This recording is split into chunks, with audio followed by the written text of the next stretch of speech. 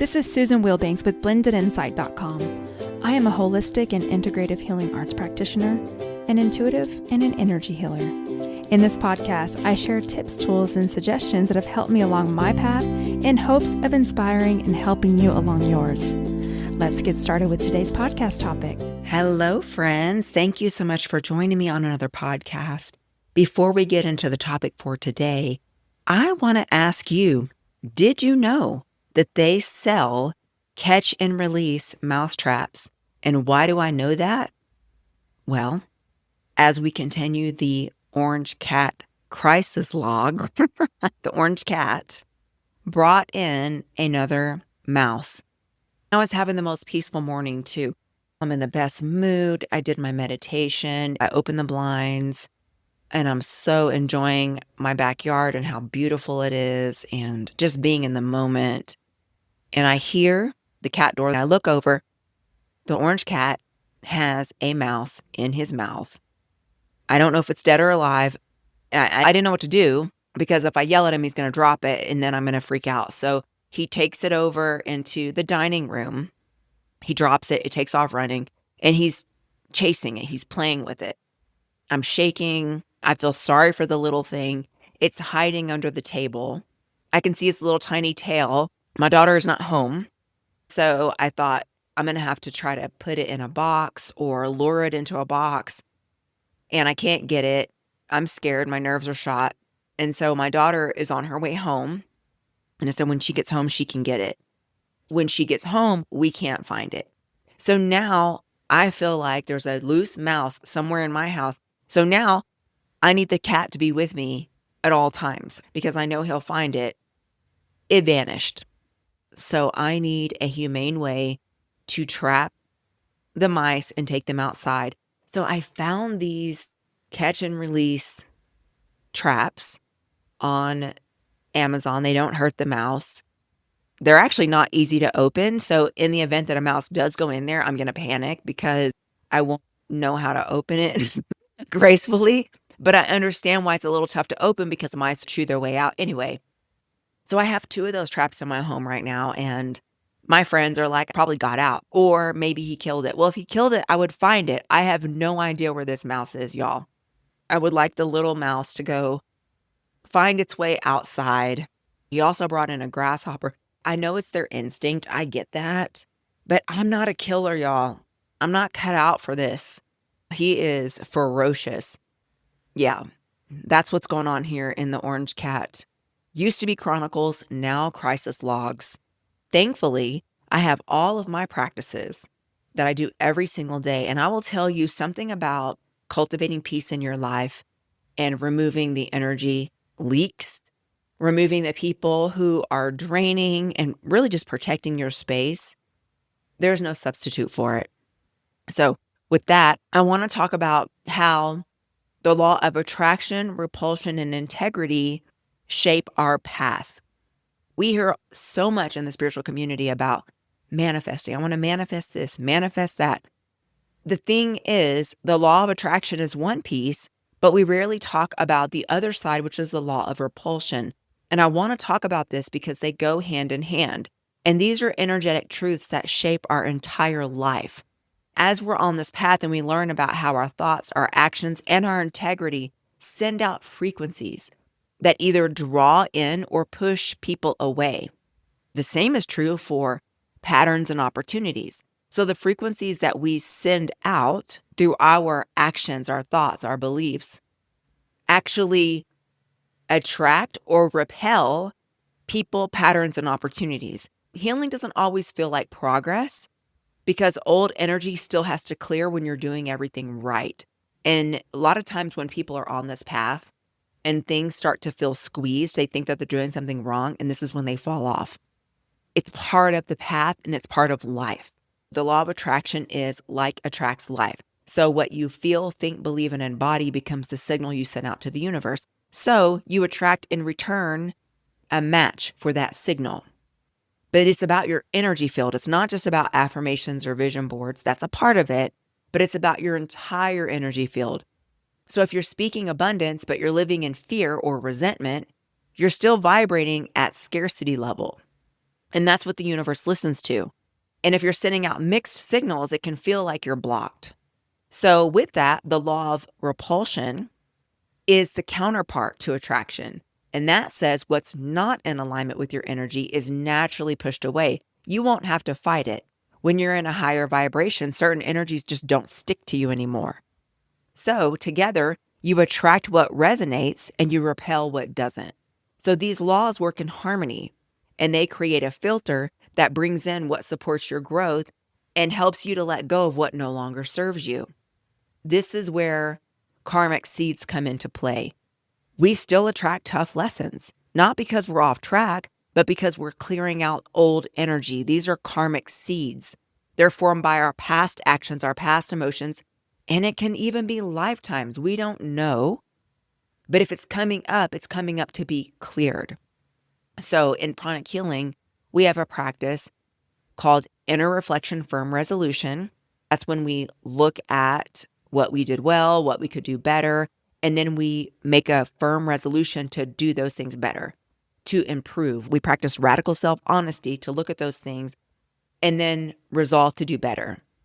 Also, right speech, right action, tithing, generosity, forgiveness, and living the principles with integrity, actually living them. Even if you've made mistakes, you can balance your spiritual account through your conscious good deeds. So here's the thing, there's a lag time. There's a cause and effect. Everything has a lag. So what you're living right now is a result of your past choices and your past vibrations. So even if you've spent years in pain, fear, blame, it takes time to shift it. So let's just say you spent years in pain, fear, blame, scarcity. When you do start healing, it might feel like life gets harder before it gets better. And that's the energy clearing. What's breaking apart was never meant to last anyway, so it's time to let it fall and you have to work through it. The way to get through it is to go through it. So this is the way I always think about this. I have a spiritual bank account. Let's just say you've got $100 in your spiritual bank account and then your car breaks. The car costs $10, but you've got $100 in that spiritual bank account. You're going to feel it, but you're going to recover quickly. But let's say you've only got 50. If you've got $50 in there, it's a bigger blow and you feel depleted. And the way that I see this is the more good karma, integrity, service, inner healing that you build up, character development, the stronger your reserves are. So it's easier for you to bounce back. Life happens to me too. Nobody just clears past karma. You can partially neutralize it. There is a law of karma, so what you give out, you get back. So when you get on the path, if you've done a whole bunch of just shady stuff in the past, you still have to repay that. And how do you repay it? This is why we talk about tithing. So let's just say, for example, you stole in the past. I don't know. That's not a good example. When you're doing this work, the old stuff resurfaces because you're clearing it. So the problem is that people get caught in that story and then they fall into victim mentality and they think they're being psychically attacked or the devil's out to get them and all those stories. No, it's just your own stuff coming up to be cleared. So the way to detach from the story is to not get caught up in it, notice the pattern, use your tools, reflect, cleanse, and recommit. Because this journey isn't about perfection. It's about shortening your recovery time. And the other thing is not taking it personally because life happens to everyone. And the moment you spiral into why me, this isn't fair, you lose your power. And sometimes you don't know what you're clearing. It could be from this life, from another life, or even what your soul signed up to learn. Some people come in with heavy lessons from day one. That's what their soul came here to do. We won't always understand it. And so for me, I just hold compassion for that. I also reclaim my power by refusing to stay stuck in a story. So the challenge is let things pass. Let the energy move through you. Not everything requires a breakdown. When I go through something really painful or uncertain, sometimes we go through something that isn't even about us. It is about being a light for someone else. Your strength becomes their mirror and your grace becomes their hope. So your walk might inspire someone else to take their first step without you even realizing it. And I've realized that we have soul contracts with people and we agree to do things. to help one another and to clear past karma and to create good karma. And it's this whole thing that we don't always understand when we come into this physical body. But I've learned that some things are just not even about me. It's about me holding the light and going through it to be a beacon for someone else. So what I wanted to offer to you before we go into the healing is, what patterns are you feeding with your thoughts and actions today? Because what we are living today is feeding and sowing our future. And with that, let's go into a healing. You can uncross your arms and legs. I will turn the healing on.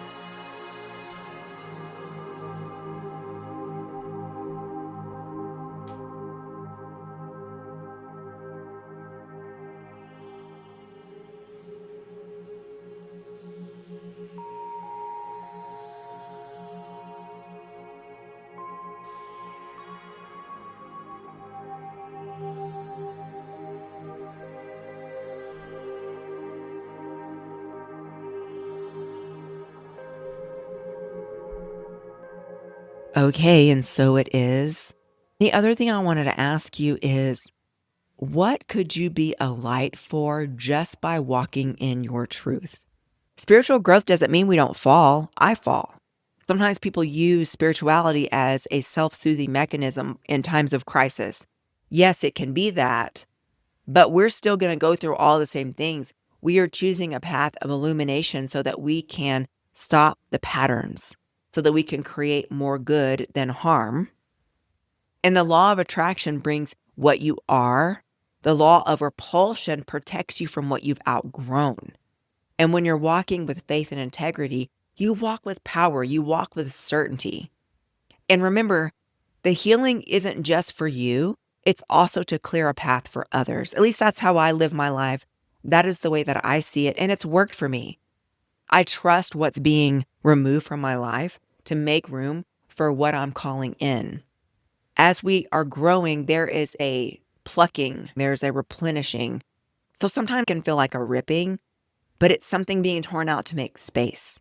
It's a pruning, being cut back in order to grow forward. Sometimes it's a soft unraveling. Sometimes it's just a drifting, but I've learned to trust it. And I will tell you that at this season in my life, I have so much peace, so much gratitude, so much grounding that I wouldn't trade it for anything. And I'm going to keep walking this thing out. So I wanted to encourage you, give you some things to think about. And as always, I want to wish you a beautiful week. Take care. Bye-bye.